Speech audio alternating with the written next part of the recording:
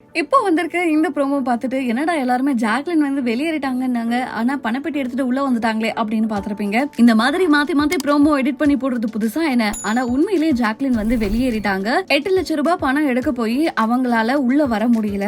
இப்படி இருக்கிற நிலையில ஜாக்லினோட சம்பளம் எவ்வளவு தெரியுமா? அவங்க வெளியேறின உடனே அவங்களோட சம்பளம் கையில வந்துருச்சு, இத்தனை லட்சம் ரூபாய் அப்படின்ற மாதிரி அதிர்ச்சிகரமான தகவலும் வெளியாக இருக்கு. என்ன அப்படின்றத இந்த வீடியோல நம்ம முழுமையா பார்க்கலாம். பிக் பாஸ்ல இந்த வாரம் ரொம்ப விறுவிறுப்பா போயிட்டு இருக்கு அப்படின்னே சொல்லலாம். காரணம் வந்து ஃபினாலே வீக் வந்துருச்சு. ஏற்கனவே வந்து அருண், தீபக் இவங்க எல்லாருமே டாப் 6 கண்டஸ்டன்ட்ல வருவாங்க அப்படின்னு எல்லாரும் எதிர்பார்த்துட்டு இருந்த நிலையில இவங்க எல்லாருமே கரெக்டா இந்த ஃபினாலே வீக்ல வந்து எவிக்ட் ஆனது ஒரு மிகப்பெரிய அதிர்ச்சியை ரசிகர்களுக்கு மத்தியில ஏற்படுத்துச்சு அப்படின்னே சொல்லலாம். அதுவும் ஸ்பெசிபிக்கா தீபக் அவர்கள் வந்து எலிமினேட் ஆனதெல்லாம் யாராலையுமே ஏத்துக்க முடியல. இப்படி இருக்கிற நிலையில அட்லீஸ்ட் ஜாக், சௌந்தர்யா இவங்களாவது வந்து ஃபைனலிஸ்ட் வருவாங்களா அப்படின்னு பார்த்துட்டு இருக்கும் போது ஒரு மணி டாஸ்க் வச்சு அந்த மணி டாஸ்க்ல ஒரு ட்விஸ்டையும் வச்சு நம்ம ஜாக்கையும் எலிமினேட் பண்ணிட்டாங்க.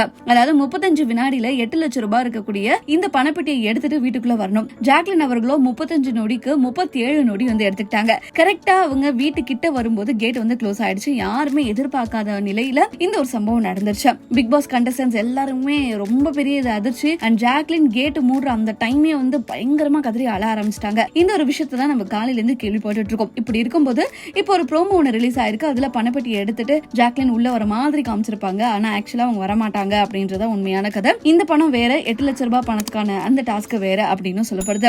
இன்னொரு பக்கம் பாத்தீங்க அப்படின்னா இவங்க எலிமினேட் ஆனதுனால இவங்களோட சம்பளத்தை பத்தின தகவல் வெளியாக இருக்கு. அதாவது ஒரு நாளைக்கு 25,000 அப்படின்னும் இவங்க 101 நாட்கள் இருந்ததுனால இவங்களுக்கு 25,26,000 ரூபாய் வரைக்குமே இப்ப சம்பளம் வந்திருக்கும் அப்படின்ற மாதிரியான ஒரு தகவல் தான் வெளியாக இருக்கு. அண்ட் கூடவே இந்த 8 லட்சம் ரூபாய் இருக்கு. கிட்டத்தட்ட இவங்க நிறைய லட்சம் வந்து ஜெயிச்சுட்டாங்கப்பா அப்படின்ற மாதிரி ஜாக்லின் ரசிகர்கள் ஒரு பக்கம் வந்து பாராட்டிட்டு தான் இருக்காங்க. பரவாயில்ல ஜாக், நீங்க இவ்வளவு தூரம் வந்துட்டீங்க, இந்த அளவுக்கு பணம் வந்திருக்கலாம், நமக்கு அது போதும், மக்கள் எல்லாருமே உங்களுக்கு சப்போர்ட் பண்றாங்க அப்படின்னு சொல்லிட்டு இருக்காங்க. ஆனா இன்னும் தீவிர ஜாக்லின் ரசிகர்களும் கிடையாது, இவங்க டாப் 6 கண்டஸ்டன்ட்ஸ்ல வந்திருக்கணும், ஏன் இப்படி அவங்கள கோல்மால் பண்ணி இந்த மாதிரி வெளியேற்றுறீங்க, சேனல் யாரோ ஒருத்தவங்களுக்கு மட்டும் ஃபேவர் பண்றாங்க, அதனாலதான் ஜாக்லினை இந்த மாதிரி பண்ணி வெளியேற்றிட்டாங்க அப்படின்னு ஒரு பக்க தரப்பினர் சொல்லிட்டு தான் இருக்காங்க.